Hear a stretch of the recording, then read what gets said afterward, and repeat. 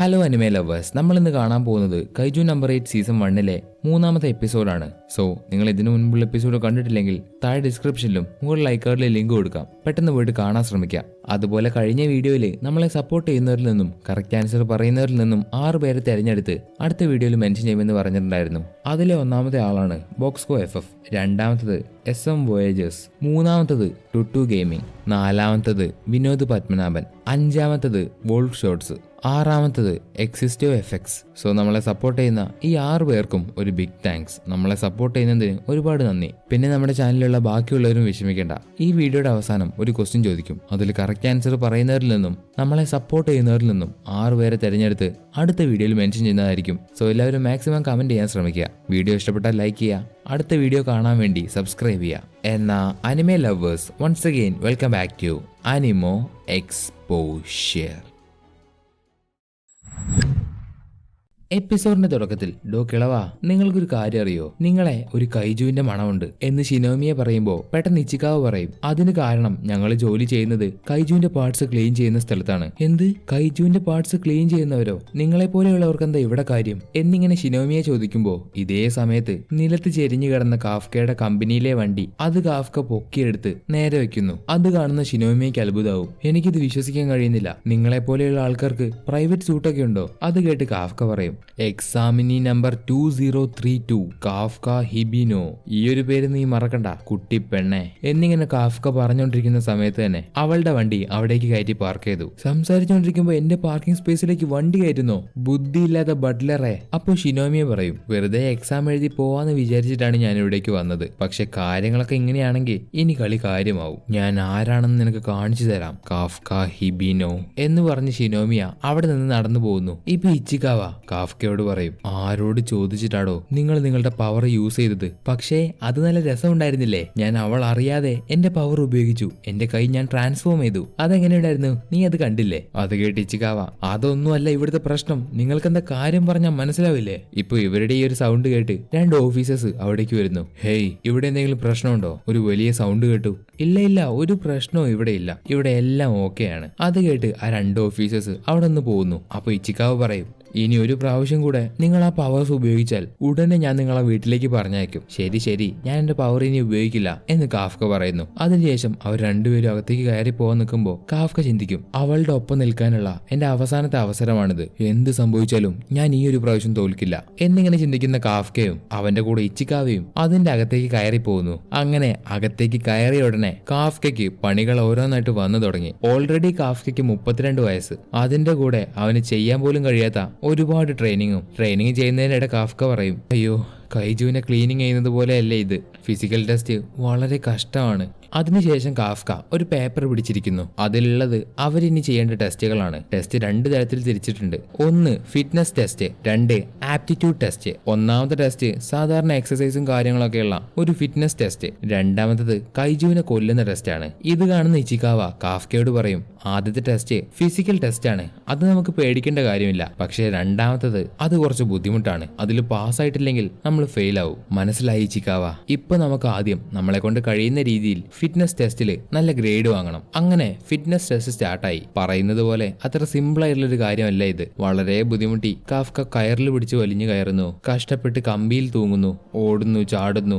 അങ്ങനെ എല്ലാത്തിന്റെ അവസാനം കാഫ്കയുടെ ഗ്രേഡ് വന്നു. 225-ൽ കാഫ്കയുടെ ഗ്രേഡ് 219. കുഴപ്പമില്ല, ഏറെക്കുറെ കാഫ്ക മുന്നിലാണ്. അപ്പോ കാഫ്കയുടെ മുന്നിലേക്ക് മറ്റൊരു പേപ്പർ വരും. കിക്കോറു ഷിനോമിയ 225-ൽ 5ാമത് സ്ഥാനം. അവളെ കാണുന്ന കാഫ്ക തുടക്കത്തിൽ അവൻ അവളോട് വെല്ലുവിളിച്ച കാര്യങ്ങളൊക്കെ ഓർത്തെടുക്കും. എന്നിട്ട് കാഫ്ക കരയാൻ തുടങ്ങി. എന്നെ മറന്നു കളഞ്ഞേക്ക്, എന്റെ പേര് മറന്നു കളഞ്ഞേക്ക്, എന്നോട് ക്ഷമിക്കണം പ്ലീസ്. അത് കേട്ട് ചിരിച്ചുകൊണ്ട് ഷിനോമിയ അവിടെ നിന്ന് നടന്നു പോകും. ഇപ്പൊ അവിടേക്ക് വരുന്ന ഇച്ചിക്കാവ കാഫ്കയോട് പറയും, എനിക്ക് ഇപ്പോഴാണ് സന്തോഷമായത്. ഞാൻ പറഞ്ഞതുപോലെ നിങ്ങൾ കൈജുവിന്റെ പവർ ഒന്നും ഉപയോഗിച്ചില്ലല്ലോ. അപ്പൊ കാഫ്ക പറയും, ഇവിടെയുള്ള എല്ലാവരും ഹാർഡ് വർക്ക് ചെയ്തിട്ടാണ് ഇവിടേക്ക് എത്തിയത്. അതിന്റെ ഇടയ്ക്ക് ഞാൻ എന്റെ പവർ ഉപയോഗിക്കുന്നത് ശരിയല്ല. അങ്ങനെയൊന്നും ഞാൻ ഒരിക്കലും പറയില്ല. അങ്ങനെയൊക്കെ പറയുന്നത് വളരെ എളുപ്പമാണ്, പക്ഷെ അതൊന്നും നടക്കില്ല. ഒരു പ്രാവശ്യമെങ്കിലും എനിക്ക് എന്റെ പവർ ഉപയോഗിച്ചാൽ മതിയായിരുന്നു. അത് കേട്ട് ഇച്ചിക്കാവ് പറയും, എനിക്ക് അങ്ങനെയൊന്നും തോന്നുന്നില്ല. നിങ്ങളുടെ ഇപ്പോഴുള്ള ഈ റാങ്ക് ആണ് നിങ്ങളുടെ ശരിക്കുള്ള റാങ്ക്. അതിനുശേഷം കാണിക്കുന്നത് 3rd ഡിവിഷനിലെ വൈസ് ക്യാപ്റ്റൻ ഷോഷിറോ ഹൊഷീന ഇപ്പൊ വന്നിരിക്കുന്ന എല്ലാ ആൾക്കാരുടെയും ആപ്ലിക്കേഷൻ മീനയ്ക്ക് കൊണ്ടുപോയി കൊടുക്കും. ഈ ഒരു വർഷം വന്ന ആൾക്കാരുടെ ആപ്ലിക്കേഷൻ കാണുമ്പോൾ നല്ല ഇൻട്രസ്റ്റിംഗ് ആയിട്ടുണ്ട്. എനിക്കറിയാം നിങ്ങൾ കൈജുവിനെ കൊല്ലുന്ന കൊല്ലുന്നതിലല്ലാതെ വേറൊന്നിലും താല്പര്യം കാണിക്കില്ല എന്ന്. എന്നാലും ഞാൻ പറയാം, ഇതിൽ ഒന്നാമത്തെ ആള് എന്ന് പറഞ്ഞ് ഓരോ ആൾക്കാരെയും ഷോഷിറോ ഹൊഷിന മീനയ്ക്ക് പറഞ്ഞു കൊടുക്കുമ്പോ ഇതേ കാര്യം ഇവിടെ ഇച്ചിക്കാവ കാഫ്കയ്ക്ക് പറഞ്ഞു കൊടുക്കും. അവന്റെ പേര് ഹറൂച്ചി ഇസുമോ. അവൻ ടോക്കിയോ ന്യൂട്രലൈസേഷൻ യൂണിവേഴ്സിറ്റിയിൽ നിന്നാണ് ഗ്രാജുവേറ്റ് ആയത്. വന്നിരിക്കുന്ന പുതിയ ആൾക്കാരിൽ ഏറ്റവും കഴിവുള്ളത് അവനാണ്. അടുത്തത് ഇഹാറു ഫുറുഹാഷി. ഹാച്ചിയോജി ന്യൂട്രലൈസേഷൻ കോളേജിലെ നല്ല സ്റ്റുഡന്റ് ആണ്.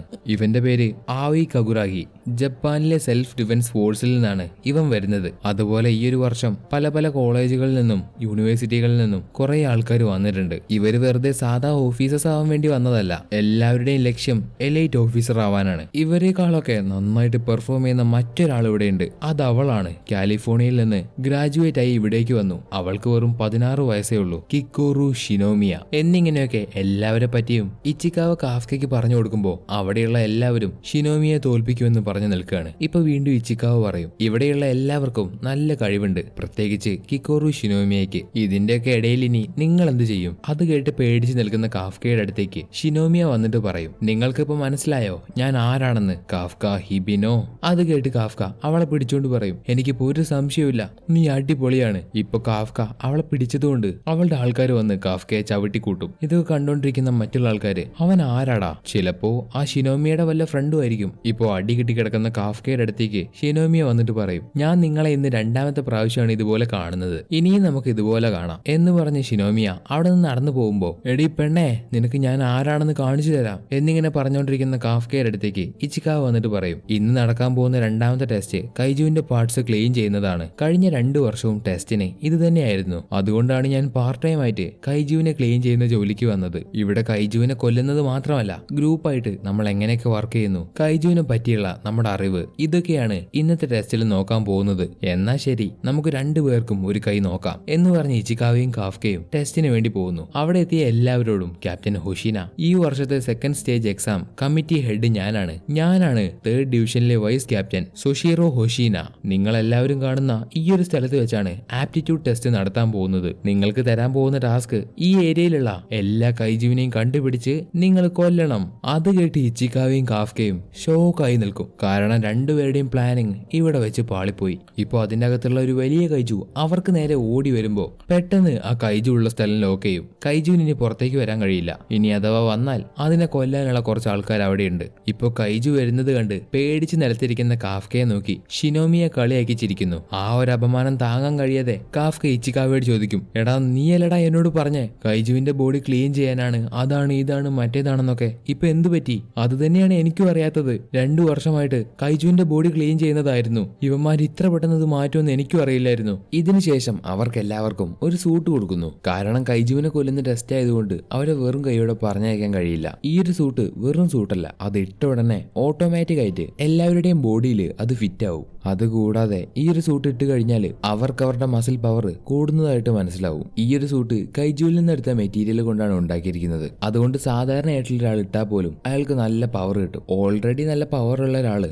ഇതിട്ട് കഴിഞ്ഞാൽ പിന്നെ അവർക്ക് വേറൊരു വെപ്പന്റെ ആവശ്യം വരില്ല. ഇപ്പൊ ഈ ഒരു സൂട്ട് ഇട്ട് നിൽക്കുന്ന എല്ലാവരുടെയും കോമ്പാക്ട് പവർ അവർ ചെക്ക് ചെയ്യും. അതിൽ റെനോ ഇച്ചിക്കാവയുടെ കോമ്പാക്ട് പവർ 8%, ഹറൂച്ചി ഇസുമോ 18%, ആവോയ് കഗുറാഗി 15%, ഇഹാറു ഫുറുഹാഷി 14%. ഈ ഒരു സൂട്ട് ഉപയോഗിച്ചിട്ട് അവരുടെ കോമ്പാക്ട് പവർ കണ്ടുപിടിക്കാൻ കഴിയും. ഇവരൊക്കെ ട്രെയിനിങ് ചെയ്യുന്നതിന്റെ അനുസരിച്ച് അവരുടെ കോമ്പാക്ട് പവർ കൂടാൻ ചാൻസ് ഉണ്ട്. ഇപ്പൊ ഈ കോമ്പാക്ട് പവർ ചെക്ക് ചെയ്യുന്ന ആൾക്കാർ പറയും, നമുക്ക് ഭാഗ്യമുണ്ട്, കാരണം 10%ന്റെ മുകളിലേക്ക് പോകുന്നത് തന്നെ വലിയ കാര്യമാണ് എന്നിങ്ങനെയൊക്കെ അവർ പറയുമ്പോ പെട്ടെന്ന് അവർ ഷോക്കാവും. കിക്കോറു ഷിനോമിയ അവളുടെ കോമ്പാക്ട് പവർ 46%. അത് കേട്ട എല്ലാവരും അത്ഭുതപ്പെടും. കാരണം ഇവളുടെ ഈ ഒരു പവർ ഒരു ലീഡറിന് തുല്യമാണ്. അവരെല്ലാവരും പറയും, വന്നവരിൽ ഏറ്റവും കൂടുതൽ പവർ ഇവൾക്കാണ്. ഇതുവരെയുള്ള ഒരു റെക്കോർഡ്സിലും ഇത്ര പവറിൽ ആരും ജോയിൻ ചെയ്തിട്ടില്ല.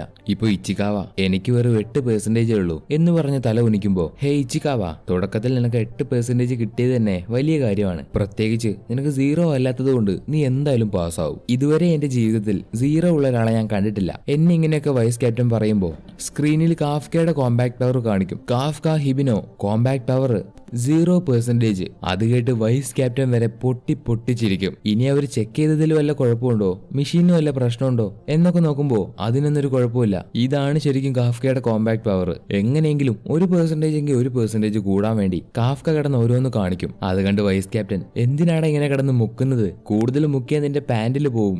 എനിക്ക് ഇയാളെ അങ്ങ് ഇഷ്ടപ്പെട്ടു. എനിക്ക് ഉറപ്പാണ് ഇയാൾ ഒരിക്കലും ജയിക്കില്ല. ഇപ്പൊ കാഫ്ക കാണിച്ചു കൂട്ടുന്നത് കണ്ടിട്ട് ഷിനോമിയയ്ക്ക് നല്ലതുപോലെ ദേഷ്യം വരും. കാരണം പാർക്കിംഗ് ലോട്ടിൽ വെച്ച് അവളുടെ കൺമുമ്പിൽ വെച്ച് അവനൊരു കാറ് പൊക്കിയെടുത്തതൊക്കെയാണ്. അങ്ങനെയുള്ള ഒരാൾക്ക് ഇത്രയും പവർ ഒന്നും ആവില്ല ഉണ്ടാവുന്നത്. ഇയാള് വെറുതെ കിടന്ന് അഭിനയിക്കുകയാണ്. അവസാനത്തെ ടെസ്റ്റ് വരെ ആയി, പിന്നെ എന്തിനാ ഇങ്ങനെ എന്നിങ്ങനെയൊക്കെ ഷിനോമിയെ ചിന്തിക്കുന്നു. ഇതേ സമയത്ത് അവിടേക്ക് വരുന്ന വൈസ് ക്യാപ്റ്റൻ, ഇപ്പൊ എല്ലാവരും സ്യൂട്ടൊക്കെ ഇട്ട് റെഡി ആയില്ലേ, എന്നാ നമുക്ക് ഫൈനൽ ടെസ്റ്റ് സ്റ്റാർട്ട് ചെയ്യാം. അങ്ങനെ എല്ലാവരും ഫൈനൽ ടെസ്റ്റ് നടക്കുന്ന സ്ഥലത്തേക്ക് പോകുന്നു. അവിടെ വെച്ച് കാര്യങ്ങളൊക്കെ വൈസ് ക്യാപ്റ്റൻ അവർക്ക് പറഞ്ഞു കൊടുക്കും. ഇവിടെ ഒരു ഹോഞ്ചുവും 36 യോഞ്ചും ഉണ്ട്. നിങ്ങൾ ടാർഗറ്റ് ചെയ്ത് കൊല്ലേണ്ടത് ഇവറ്റങ്ങളെയാണ്. ആ കാണുന്ന കൈജു കഴിഞ്ഞ വർഷം ഹൊച്ചിയോജിയിൽ വെച്ച് 16 പേരെ കൊന്നിട്ടുണ്ട്. നിങ്ങൾക്ക് ട്രെയിനിങ് തരാൻ വേണ്ടിയാണ് ഇവറ്റങ്ങളെയൊക്കെ പിടിച്ച് ഇവിടേക്ക് കൊണ്ടുവന്നിട്ടത്. അതുകൊണ്ട് നിങ്ങൾക്ക് തന്നിരിക്കുന്ന വെപ്പൺസ് യൂസ് ചെയ്ത് നിങ്ങൾ അതിന്റെ കൂടെ ഫൈറ്റ് ചെയ്യണം. ഈ ഒരു സ്ഥലം മുഴുവനും ഒരുപാട് ഡ്രോണുകളുണ്ട്. അതുവഴി ഞങ്ങൾ നിങ്ങളെ ട്രാക്ക് ചെയ്യും. ഇനി എങ്ങാനും നിങ്ങളുടെ ജീവന് ആപത്ത് വരുന്ന ഒരു അവസ്ഥയുണ്ടായാൽ ഞങ്ങൾ ഇവിടെ ഇരുന്ന് റീമോട്ട് വഴി നിങ്ങളുടെ സ്യൂട്ടിലുള്ള പ്രൊട്ടക്റ്റിംഗ് ഷീൽഡ് അത് ഞങ്ങൾ ആക്ടിവേറ്റ് ചെയ്യും. പക്ഷെ നിങ്ങൾ ഒരു കാര്യം ഓർക്കണം, അങ്ങനെ എങ്ങാനും ആക്ടിവേറ്റ് ചെയ്താൽ അതിന്റെ അർത്ഥം നിങ്ങൾ ഫെയിലായി എന്നാണ്. നിങ്ങളെല്ലാവരും ജീവനോടെ തിരിച്ചു വരുമെന്ന് എനിക്ക് പറയാൻ കഴിയില്ല. ഇതിനൊക്കെ നിങ്ങൾക്ക് സമ്മതമാണെങ്കിൽ എല്ലാവരും ഫൈറ്റ് ചെയ്യ് എന്ന് വൈസ് ക്യാപ്റ്റൻ പറഞ്ഞ നിമിഷം എല്ലാവരും കൈജുവിനെ കൊല്ലാൻ വേണ്ടി ഓടിപ്പോകുന്നു. എല്ലാവരും ഒരേ സ്പീഡിൽ ഓടുമ്പോൾ ഷിനോമിയ മാത്രം അവരെക്കാളും സ്പീഡില്, പ്രത്യേകിച്ച് ചുമരിന്റെ മുകളിലൂടെ ഓടി വന്ന് അവളുടെ മുൻപിൽ കാണുന്ന എല്ലാ കൈജുവിനെയും നിമിഷങ്ങൾ കൊണ്ട് ഷൂട്ട് ചെയ്ത് കൊന്നുകളയുന്നു. ഇതേ സമയത്ത് കാഫ്കയാണെങ്കിലോ അവൻ വലിയ പഞ്ച് ഡയലോഗൊക്കെ അടിക്കുന്നുണ്ട്. പക്ഷെ അവന് തോക്ക് പോലും പൊക്കാൻ കഴിയുന്നില്ല. അത് കാണുന്ന ഇച്ചിക്കാവ, ശരി നമുക്കിനി എന്ത് ചെയ്യാൻ പറ്റും, നമുക്ക് ഇവറ്റങ്ങളെ കൊല്ലാനുള്ള പവർ ഒന്നുമില്ല എന്നിങ്ങനെ ഇച്ചിക്കാവ പറയുമ്പോൾ പെട്ടെന്ന് വൈസ് ക്യാപ്റ്റൻ എല്ലാവരോടുമായിട്ട് പറയും, നിങ്ങളോട് എല്ലാവരോടും ഞാനൊരു കാര്യം പറയാൻ മറന്നുപോയി. നിങ്ങളുടെ ഈ ഒരു ടെസ്റ്റ് ക്യാപ്റ്റൻ മീന ആശുരോ കാണുന്നുണ്ട്. അതുകൊണ്ട് നിങ്ങളെ കൊണ്ട് കഴിയുന്നതിന്റെ പരമാവധി നിങ്ങൾ നല്ല ബെസ്റ്റ് ആയിട്ട് പെർഫോം ചെയ്യുക. അത് കേൾക്കുന്ന കാഫ്ക, എന്റെ പവർ 0 ആണെങ്കിൽ എന്താ, എനിക്കിത് ചെയ്യാൻ കഴിയും. കാഫ്ക, ഹിബിനോ, ഇത് നിന്റെ അവസാനത്തെ ചാൻസ് ആണ് എന്ന് ചിന്തിക്കുന്ന കാഫ്ക ഒരു കാര്യം നോട്ട് ചെയ്യും. അവരുടെ പുറകിൽ ഒരു ഡ്രോൺ ഉണ്ട്. സാധാരണ കൈജീവനെ കൊല്ലുന്ന ആൾക്കാരുടെ പുറകിലൂടെ മാത്രം ഈ ഡ്രോൺ പോയാൽ പോരെ, എന്തിനാ ഞങ്ങളുടെ പുറകിലൂടെ വരുന്നത്? അതിന് കാരണം കൈജീവനെ കൊല്ലുന്നത് മാത്രമല്ല, ഇവരുടെ കഴിവ് എന്തൊക്കെയാണ്, ഇവര് ഗ്രൂപ്പായിട്ട് വർക്ക് ചെയ്യുന്നുണ്ടോ, ഇവർ ഈ ഒരു സമയം എങ്ങനെയൊക്കെ കൈകാര്യം ചെയ്യും, ഇങ്ങനെയുള്ള കാര്യങ്ങളൊക്കെയാണ് അവർ നോക്കുന്നത്. ഇത് മനസ്സിലാവുന്ന കാഫ്ക അത് ഇച്ചിക്കാവയോട് പറയും. എന്തായാലും അവർക്ക് കൈജുവിനെ കൊല്ലാനുള്ള പവറില്ല. അതുകൊണ്ട് അവർ കൈജുവിനെ കൊല്ലുന്ന ആൾക്കാരെ സപ്പോർട്ട് ചെയ്യാൻ തീരുമാനിച്ചു. അങ്ങനെ കാഫ്കയും ഇച്ചിക്കാവയും അവരുടെ കയ്യിലുള്ള വലിയ തോക്കൊക്കെ നിലത്തിട്ട് ചെറിയ തോക്ക് കൊണ്ട് ഫൈറ്റ് ചെയ്യാൻ വേണ്ടി പോകുന്നു. അങ്ങനെ കുറച്ചു പേര് അവിടെ നിന്ന് ഫൈറ്റ് ചെയ്യുമ്പോൾ കാഫ്കയും ഇച്ചിക്കാവയും അവരെ സപ്പോർട്ട് ചെയ്ത് ഫൈറ്റ് ചെയ്യുമ്പോൾ പെട്ടെന്ന് കാഫ്കയ്ക്ക് ഒരു കാര്യം ഓർമ്മ വരും. ആ ഒരു കൈജുവിനെ കാഫ്ക ഇതിനു മുമ്പ് കണ്ടിട്ടുണ്ട്. അതിന്റെ വീക്ക്നെസ് എന്താണെന്ന് കാഫ്കയ്ക്ക് അറിയാം. അത് മനസ്സിലാക്കുന്ന കാഫ്ക അവന്റെ കയ്യിലുള്ള ഒരു ബോംബ് എടുത്ത് കൈജുവിന് നേരെ എറിയും. ആ ഒരു ബോംബ് പൊട്ടിയപ്പോ അതിന്റെ സൗണ്ട് കൊണ്ട് കൈജുവിന് താങ്ങാൻ കഴിയില്ല. ഇത് കാണുന്ന ഇച്ചിക്കാവ നിങ്ങൾ എന്തിനാ ബോംബ് എടുത്ത് എറിഞ്ഞെന്ന് ചോദിക്കുമ്പോൾ കാഫ്ക പറയും, ഞാൻ അതിനെ ഇതിനു മുമ്പ് കണ്ടിട്ടുണ്ട്. അതിന്റെ വീക്ക്നെസ് എന്താണെന്ന് എനിക്കറിയാം. അതിന് കണ്ണ് കാണില്ല, പക്ഷെ ചെവി നല്ലതുപോലെ കേൾക്കാം. അതുകൊണ്ടാണ് ഞാൻ ബോംബ് എടുത്ത് എറിഞ്ഞത്. എന്നിട്ട് കാഫ്ക അവിടെ നിന്ന് കൈജുവിനെ അറ്റാക്ക് ചെയ്യുന്ന ആൾക്കാരോട് പറയും, പെട്ടെന്ന് അതിന്റെ വയറിനിട്ട് ഷൂട്ട് ചെയ്യ്. ഈ ഒരു കൈജുവിന്റെ വയറ് വളരെ വീക്കാണ്, അതുകൊണ്ട് അതിന്റെ വയറിന് ഷൂട്ട് ചെയ്യ്. അത് കേട്ട് അവിടെയുള്ള ആൾക്കാരും കൈജുവിന്റെ വയറിനിട്ട് ഷൂട്ട് ചെയ്യും. ഉടനെ വയറ് പൊട്ടിത്തെറിച്ച് കൈജു ഇല്ലാതാവും. എന്നെ സപ്പോർട്ട് ചെയ്തതിന് നന്ദിയുണ്ട് ഷിനോമിയുടെ കൂട്ടുകാരാ എന്ന് കാഫ്കയോട് പറയുമ്പോൾ, ഞാൻ ഷിനോമിയുടെ കൂട്ടുകാരനൊന്നുമല്ല എന്ന് പറഞ്ഞ കാഫ്കയും ഇച്ചിക്കാവയും അവിടെ നിന്ന് ഓടിപ്പോകുന്നു. ഈ ഒരു കാര്യങ്ങളൊക്കെ മീന സ്ക്രീനിലൂടെ കാണുന്നുണ്ട്. ഇതേ സമയത്ത് ഓടിക്കൊണ്ടിരിക്കുന്ന കാഫ്ക, നമ്മൾ ഇനി ഒരുപാട് കൈജുവിനെ കൊല്ലും, അതെന്നെ കൊണ്ട് കഴിയും. എന്റെ കൈജുവിന്റെ പവർ ഉപയോഗിക്കാതെ തന്നെ ഞാനിത് ചെയ്യും. അപ്പൊ ഇച്ചിക്കാവ് പറയും, സീനിയർ, ഈ ഒരു പ്രാവശ്യം നിങ്ങൾ ബോംബ് എറിഞ്ഞില്ലേ, ഇനി ഞാൻ എറിയും എന്ന് ഇച്ചിക്കാവ് പറഞ്ഞു തീർന്നതും വേറൊരു കൈജു വന്ന് കാഫ്കയെ അടിച്ച് തെറിപ്പിക്കും. ദൂരേക്ക് പോയി വീഴുന്ന കാഫ്കയ്ക്ക് എഴുന്നേക്കാൻ പോലും കഴിയുന്നില്ല. കാരണം അവന്റെ പല ഭാഗത്തും പരിക്ക് പറ്റിയിട്ടുണ്ട്. ഇപ്പൊ കൈജു അവന്റെ അടുത്തേക്ക് നടന്നു വരുന്നത് കാണുമ്പോൾ അവന്റെ ബോഡിയിലുള്ള ഷീൽഡ് അവർ ആക്ടിവേറ്റ് ചെയ്യാൻ നിൽക്കും. അതുപോലെ കൈജുവും അവന്റെ അടുത്തേക്ക് അവനെ തിന്നാൻ വേണ്ടി അടുക്കാറായപ്പോഴേക്കും പെട്ടെന്ന് ആരോ ആ കൈജുവിനെ ഷൂട്ട് ചെയ്ത് കൊന്നുകളയും. അത് മറ്റാരുമല്ല, ഷിനോമിയാണ്. ഹേയ് കാഫ്ക, ഹിബിനോ, ഞാൻ നിങ്ങളെ ഇന്ന് 3ാമത്തെ പ്രാവശ്യമാണ് കാണുന്നത്. ഞാനിവിടെ ഫൈറ്റ് ചെയ്യുന്നുണ്ടെങ്കിൽ ആരെയും ഞാൻ പുറത്തു പോകാൻ സമ്മതിക്കില്ല. അത് കാണുന്ന കാഫ്ക ചിരിച്ചു ചിരിച്ചുകൊണ്ട് ഷിനോമിയ നീ എന്നെ രക്ഷപ്പെടുത്തി. അപ്പൊ ഷിനോമിയ പറയും ഇപ്പൊ തന്നെ ഞാൻ പോയി ബാക്കിയുള്ള കൈജുവിനെ കൊല്ലട്ടെ, നിങ്ങൾ ഇവിടെ തന്നെ ഒരു പരാജയമായിട്ട് കിടന്നു എന്ന് പറഞ്ഞ് ഷിനോമിയ അവിടെ നിന്ന് പോകുന്നു. അത് കാണുന്ന ബാക്കിയുള്ള ആൾക്കാര് അവള് മെയിൻ ടാർഗറ്റിലേക്കാണ് പോകുന്നത്, അതിനെ ഞാൻ തന്നെ കൊല്ലും എന്നിങ്ങനെ പറഞ്ഞു നിൽക്കുമ്പോ അവരുടെ പുറകിൽ വരുന്ന കൈജുവിനെ അവള് തന്നെ കൊല്ലും. ഇവിടെ കാഫ്കയ്ക്ക് ഇപ്പൊ എഴുന്നേക്കാൻ കഴിയില്ല, കാരണം അവന്റെ കാൽ ഒടിഞ്ഞിട്ടുണ്ട്. 2032 ഞാൻ പറയുന്നത് കേൾക്കുന്നുണ്ടോ? ഓപ്പറേഷൻ റൂമിൽ നിന്ന് ഹൊഷീനയാണ്. നിനക്കിപ്പോ ഒരുപാട് പരിക്ക് പറ്റിയിട്ടുണ്ട്, ചിലപ്പോ നിന്റെ ശരീരത്തിന്റെ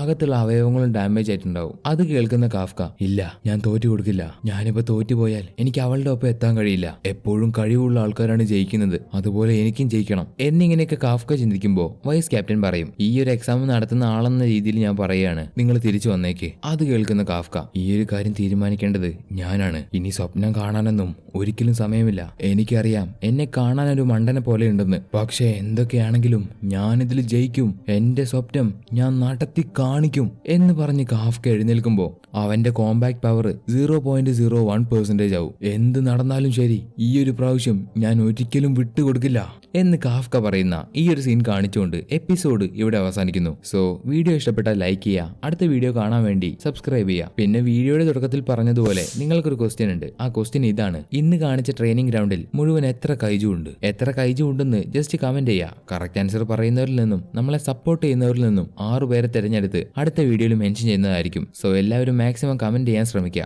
എന്നാ അടുത്തൊരു വീഡിയോയുമായി കാണുന്നതുവരെ അനിമേ ലവേഴ്സ്, ഇറ്റ്സ് മീ അനിമോ.